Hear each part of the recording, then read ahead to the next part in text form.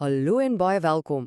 Vandag duik ons in een van die Bybelse mees fascinerende raaisels, 'n baie spesifieke getal, 144.000, en die groep mense wat daarmee saamgaan.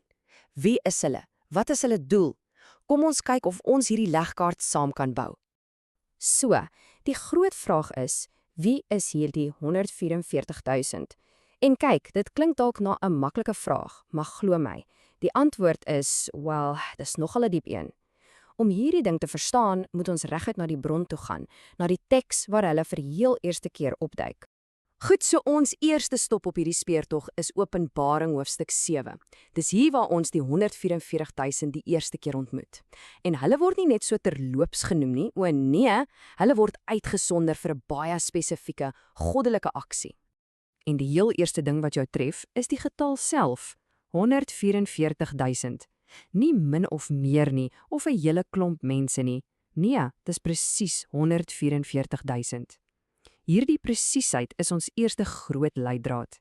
Wat sê die teks vir ons met hierdie spesifieke getal? Die sleutelwoord hier is verseël. Dis nie sommer enige merk nie. Dit beteken goddelike eienaarskap en beskerming. Hulle word eenkant gesit vir 'n kritiese doel, net voor groot oordeele oor die aarde gaan losbars. Maar dan, net nadat hulle hierdie spesiale status gekry het, gebeur iets nogal vreemd. Hulle verdwyn amper van die toneel af. En dit, my vriende, bring ons by die hart van die hele raaisel. Ons het hierdie groep wat so duidelik geïdentifiseer en beskerm is vir 'n missie. Maar dan, in die Bybelse storie, is dit asof hulle net weg is. So, waarheen is hulle? Die Bybel stel hierdie ongelooflike belangrike groep voor, verseël hulle vir 'n doel en dan stilte.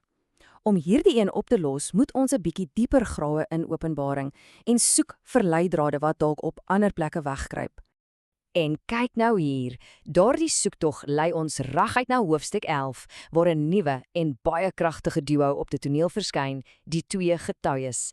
Hulle het 'n reuse taak. Kan dit wees dat hulle die antwoord op ons vraag is? Kom ons kyk. So, wie presies is hierdie twee getuies? Wel, die teks beskryf hulle as profete met buitengewone mag. Hulle word gestuur met 'n baie spesifieke opdrag en, interessant genoeg, 'n baie duidelike tydlyn vir hulle werk. En hier is dit weer, daardie presisie. 1260 dae. Nie 'n dag meer of minder nie. Net soos met die 144.000 is dit nie vaag nie. Hulle missie het 'n duidelike begin en 'n einde, en gedurende daardie tyd het hulle ongelooflike mag. Sjoe, kyk net na hierdie lys. Dit is duidelik dat hierdie nie gewone profete is nie. Hulle kan die reën stop, water in bloed verander, plaas stuur en alself verdedig met vuur. Dit sê vir ons een ding, hulle missie is absoluut krities en word direk deur God bemagtig. En dis hier waar die prentjie nou begin duideliker word. Wat is die 144.000 wat in hoofstuk 7 weggeraak het, eintlik heeltyd hier was, net onder 'n ander naam vir hulle spesifieke missie op aarde? Daardie tydlyn is ons eerste groot leidraad.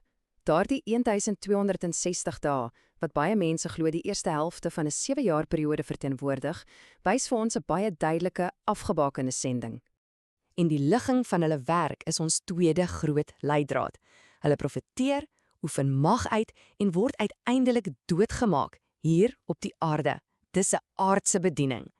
Maar dis nie die einde van die storie nie, glad nie. Dit is waar die laaste stukkie van die legkaart in plek val. Goed, maak gereed. Ons spring nou vorentoe na hoofstuk 14. Die twee getuies se tyd op aarde is verby en dis 'n dramatiese einde. En wie sien ons dan op die toneel verskyn? Jep, 'n groep wat ons nou al 'n rukkie lank nie gesien het nie. En daar is hulle. Presies 144.000. Hulle is terug. En let mooi op waar hulle is. Nie meer in 'n geveg op aarde nie. Nee, hulle staan in oorwinning op die berg Sion saam met die lam. En daai seël van hoofstuk 7, dis steeds op hulle voorhoofde. Hulle missie is duidelik afgehandel. En dis die bewys, né? Die 144.000 word gekies en verseël en dan verdwyn hulle. Dan verskyn die twee getuies vir 'n presiese tydperk met 'n kragtige missie op aarde. En sodra daardie missie verby is, verskyn die 144.000 weer in heerlikheid. Die tydlyn en die gebeure pas net te perfek.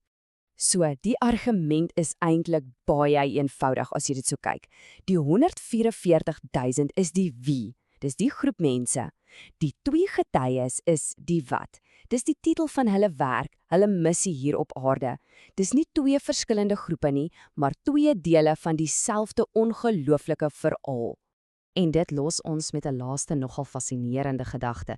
As hierdie 2 groepe, wat met die eerste oogopslag so apart lyk, eintlik dieselfde is, watter ander geheime verbindings lê nog in die Bybelse tekste en wag om ontdek te word? Dit wys jou net, daar's altyd meer onder die oppervlak. Dankie dat jy saam met ons op hierdie ontdekkingstog was.